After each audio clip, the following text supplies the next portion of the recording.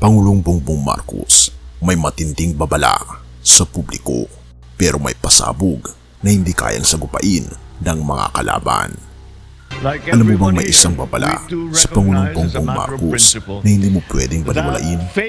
Pero teka, may isang bagay na mas matindi, isang pasabog na hindi kayang pigilan ng kanyang mga kalaban. Ano kaya ito? Atin itong pag-usapan, mga kaibigan. Alam mo, ang fake news ngayon, ibang klase. Diba? Ang daming fake news. In fact, tomorrow pupunta ako sa Makati para i-dispel yung mga fake news na nangyari doon. Pero fake news has taken a life of its own. Kaya to counter fake news, kayo dapat ang kakampi namin dyan. Diba? The statements have to come from us kung talaga nangyari o hindi. Ano po yung possible penalties na pwedeng ipataw doon sa mga mapapatunayan na nag-violate ng or nagpakalat ng fake news about this incident? Tingnan po natin, inaaral pa po kung ano yung mga naipakalat, kung paano naipakalat, at ano yung mga mensahe. Yan po ay bubusisiin muna. At kapag nakita namin kung ano ang dapat na ipataw, ibibigay po namin sa inyo kung anong kaso ang pwedeng isampa sa kanila. Pero hindi po ito tutulugan ng gobyerno. Lahat po ngayon ng fake news, hindi man ito, talagang pinatututukan na po ng PCO. Sa panahon ng eleksyon, normal na ang putikang politika. Pero iba ang sitwasyon ngayon dahil sa paglaganap ng fake news at panininlang sa social media. Sinabi mismo ni Pangulong Bongbong Marcos, fake news is everywhere. Kaya dapat tayo maging maingat sa lahat ng ating nababasa online. Tama siya, ilang beses ka nang nakakita ng viral post na kalaunan ay lumalabas na hindi pala totoo. Pero ngayon, mas delikado ito. Bakit? Dahil may mga grupo na hindi lang basta nagpapakalat ng maling impormasyon, gumagamit pa sila ng malalalim na diskarte para ninlangin ang publiko. Ito ang dahilan kung bakit nagbigay ng babala si Pangulong Bongbong Marcos. Pero teka, ano ang hindi kayang sagupain ng kanyang mga kalaban? Ano itong pasabog na kahit anong gawin ng oposisyon, hindi nila kayang tibagin? Isang bagay na mas malakas pa sa fake news, mas matibay pa sa propaganda at sobrang talino ng ating Pangulo dahil nagawa niya ito. Ano ang sagot?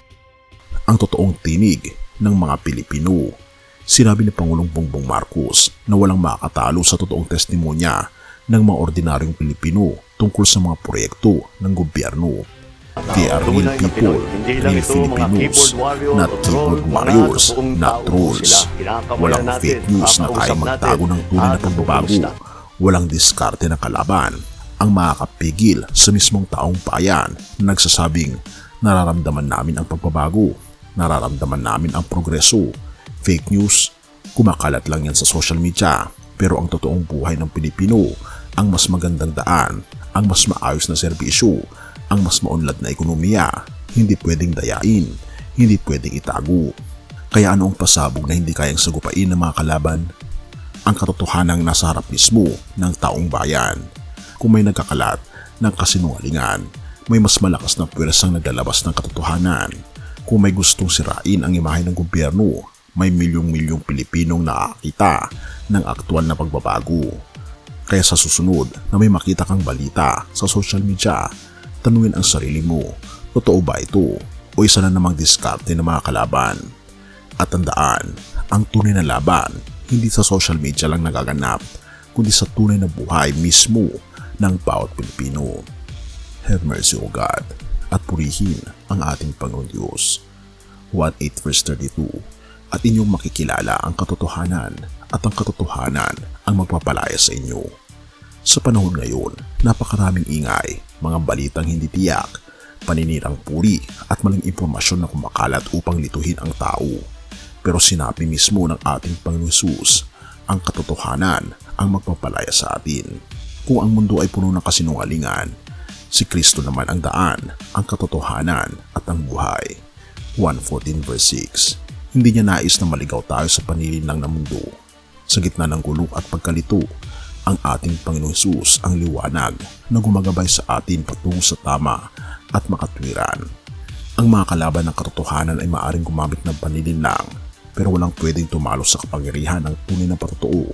Kung paano hindi kayang pigilan ng mga kaaway ni Jesus ang kanyang muling pagkabuhay. Ganon din, hindi kayang takpan ng kasinungalingan ang mga totoong ginagawa ng ating Panginoon Diyos sa buhay ng mga tao. Paano tayo mananatili sa katotohanan? Basahin at pagnilayan ang salita ng ating Panginoon Diyos. Ang Biblia ang ating gabay upang makita ang tama sa mali. Lumapit tayo sa ating Panginoon Jesus at manalangin, sapagkat siya ang ating kalakasan laban sa anumang panlilinlang. Mamuhay tayo ng may integridad, maging ilaw sa iba sa pamagitan ng pagsasabi at pagsasabuhay ng katotohanan. Sa gitna ng fake news, propaganda at mga panlilinlang ng mundo, ang ating Panginoon Jesus lamang ang tunay na katotohanan. Kapag tayo nasa Kanya, hindi tayo matitinag at hindi tayo malilinlang.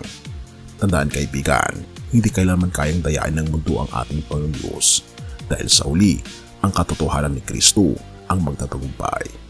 Purihin ang ating Panginoon Diyos at tayo manalangin. Ama naming Diyos na makapangyarihan sa lahat, Ikaw ang katotohanan at liwanag sa aming buhay.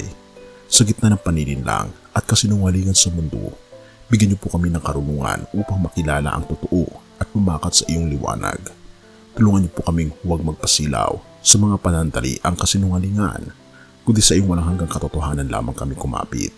Pinupuri po namin kayo at pinapasalamatan o aming Panginoon Diyos at salamat sa pagdinig ng aming mga panalangin. At patnubayan po kami at patawarin po kami sa lahat ng aming pagkukulang at pagkakasala, sapagkat naman sa matiling sa matamis na pangalan ng aming Panginoon Jesus. Amen.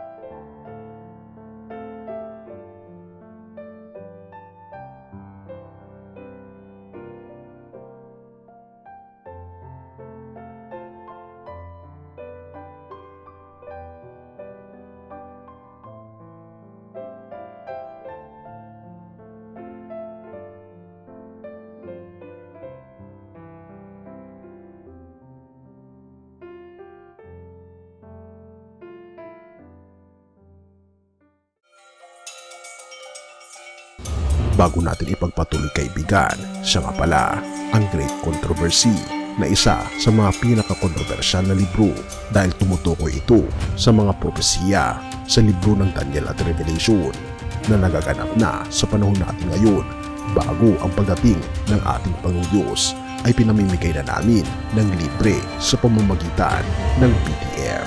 At ito ay nasa limited lamang na panahon, kaya i-click mo sa description sa baba upang ma-avail mo kaibigan ang napaka-importanteng libro ito na magbubukas sa iyo sa mas maliwanag mong hinaharap. Purihin ang ating Panginoon Diyos at tayo magpatuloy.